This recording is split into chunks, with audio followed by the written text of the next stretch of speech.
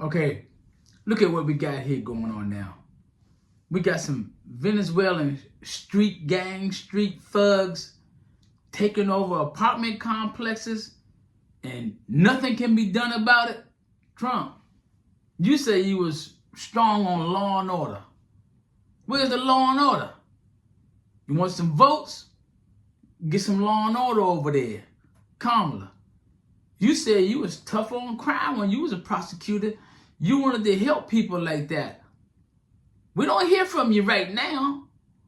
What's this Colorado situation where you got armed gangs going around and they're collecting the rent in these apartments?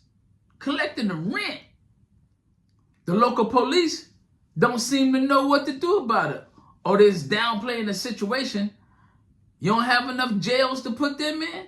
Lock them up. You got jails for drunk drivers, jaywalkers, petty crime. You got jail for them. Let's go up against these guns. I say to Harris and Trump, you want some votes? Let's see some results. The Venezuelan gang Tren de Aragua are seen breaking into apartment complexes in Aurora, Colorado. This is according to our sister station in Denver. There you can see the group well armed and forcing an apartment door open and making their way in. This has raised concerns amongst residents and Colorado state law enforcement officials. The city of Aurora is issuing a statement today in the wake of national attention following the video's release. With a Venezuelan street gang, a quote, isolated incident, but it's raising fears once again of a surge in crimes committed by migrants hundreds of miles away from the border, as national correspondent Christine Frizell reports.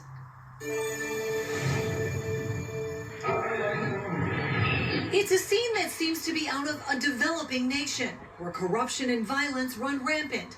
But this surveillance video is from an apartment complex in Aurora, Colorado. To your knowledge, what are the men in this video doing?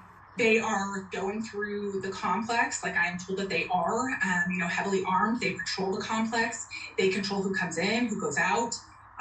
They go from door to door. They have forced their way into many complexes. They have thrown people out. Aurora City Councilwoman Danielle Jurinsky blames neighboring Denver for its sanctuary policy, which provides services to undocumented migrants, the vast majority not connected to crimes and there to find work.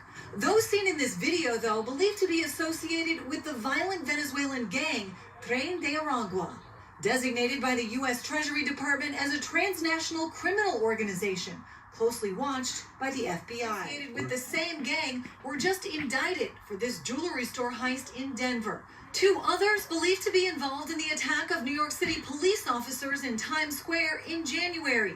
And the suspect in the murder of Laken Riley has connections as well. To a Venezuela gang, but yet we're still releasing in the United States. Former President Donald Trump says if he wins the election in November, he'll implement a mass deportation policy. Vice President Kamala Harris has indicated a shift on border policy with support for a more restrictive approach. Shot in the building where Cindy and Edward Romero lived until today. They loaded up their stuff and moved out. It's been a nightmare and I can't wait to get out of here. This is how Cindy used to lock her front door. Every day when we come home, we have to do this. Every time we go outside to take out the garbage, every time we try to go to bed at night, we have to keep it like this so nobody can kick in the door. The couple's car and many others here were riddled with bullets after a shootout at the complex earlier this month. The Romeros say the trouble started when a large number of migrants began moving in. Have pushed out property management through intimidation and are collecting rent. And police in Denver also on high alert. We spoke to Mayor Mike Johnson about how the Mile High City is tackling these issues. Fox 1's Aaliyah Sims getting some answers for us tonight. Aaliyah. Yeah, Erica, Mayor Mike Johnson said Denver police have already been working with federal, state, as well as other local agencies because they were made aware of the problem early on. Now, he says while there's no evidence of Denver apartments being taken over by Venezuelan gangs, he says they are providing a heavier police presence in areas that are at risk. So that video is not taking place in Denver, and we are going to do everything we can to make sure it doesn't ever. In a statement, Denver police appear to indicate the same, saying they take the presence of the TDA gang seriously. While DPD says they believe there are reasons members of the gang are tied to crimes in the area, the department says they are not aware of any apartments being taken over by the group within the metro area. We're not tolerating that in Denver. We don't see any evidence of that in Denver. I find it very hard to believe that has not gone into the city limits of Denver.